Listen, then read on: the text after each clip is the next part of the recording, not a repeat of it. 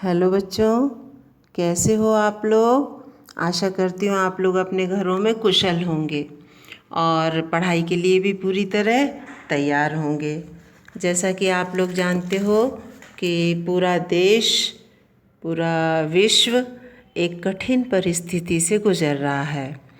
Corona नामक महामारी ने पूरे विश्व को जकड़ रखा है, जिसके कारण हमें अपनी पढ़ाई और शैक्षिक प्रक्रिया ऑनलाइन में करनी पड़ रही है।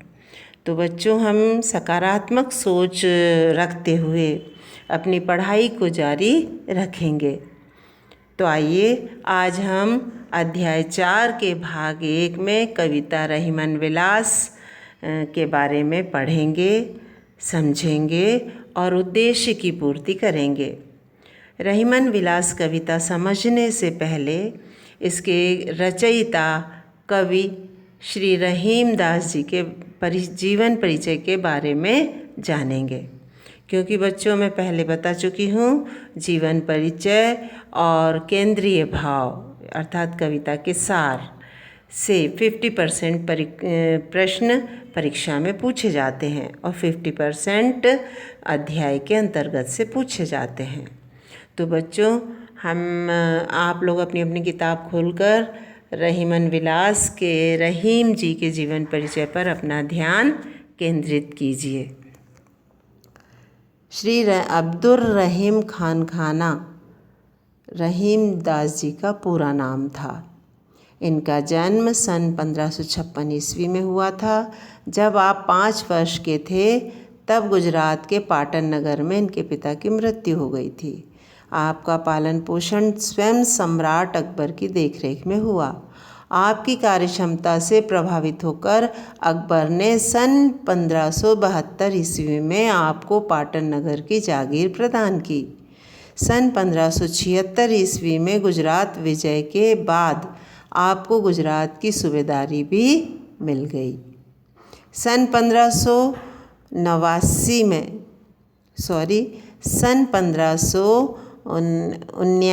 में आपको मीर अर्ज का पद प्रदान किया गया।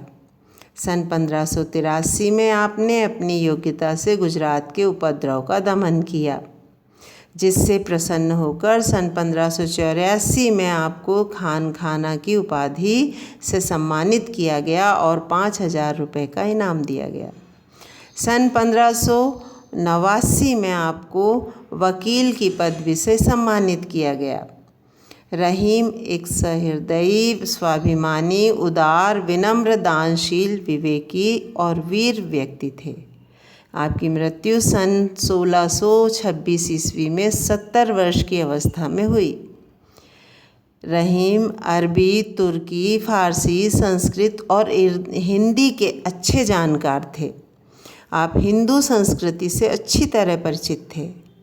दोहों में रचित आपकी एक स्वतंत्र कृति नगर शोभा है।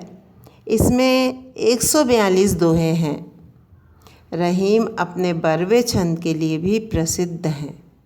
आपका बरवे नाई का भेद अवधी भाषा में लिखा गया सर्वोत्तम ग्रंथ है।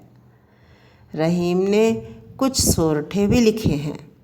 रहीम काव्य का मुख्य विषय श्रृंगार, नीति और भक्ति है। आपकी नीति और श्रृंगार परक रचनाएं दरबारी वातावरण के अनुकूल हैं। रहीम का ब्रज और अवधी दोनों भाषा पर समान अधिकार था। तो बच्चों, मुख्य अंशों पर फिर से ध्यान दीजिए। इनका पूरा नाम अब्दुर रहीम खान खाना था। इनका जन्म 1556 ईस्वी में गुजरात के पाटन नगर में हुआ था और इन्हें अकबर ने 1584 में खान खाना की उपाधि प्रदान की थी और 5000 रुपयों मनसब प्रदान किया था। क्यों? क्योंकि इन्होंने गुजरात में फैले उपद्रव का दमन किया था। 1589 ईस्वी में वकील की पदवी से सम्मानित किया गया और सन 1626 ईस्वी में 70 वर्ष की आयु में इनकी मृत्यु हो गई। इनकी नगर शोभा नामक कृति अत्यंत दोहों में रचित कृति अत्यंत प्रसिद्ध हुई।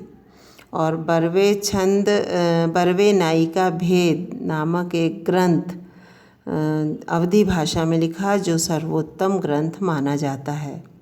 इन्होंने सोरठे भी लिखे, तो ये सोरठे, छंद, बरवे और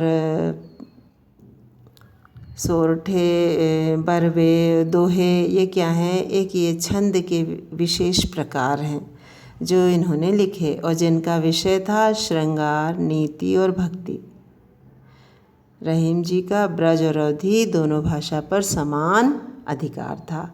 तो बच्चों, इस जीवन परिचय को आप बार बार सुनेंगे तो आपको ये अच्छी तरह याद हो जाएगा और कहीं किसी प्रकार की दिक्कत नहीं रह जाएगी।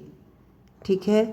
अब अगले वीडियो में मैं रहीमन विलास कविता का सार समझाऊंगी और चार दोहों के व्याख्या और भावार्थ समझाऊंगी। ठीक है। Thank you.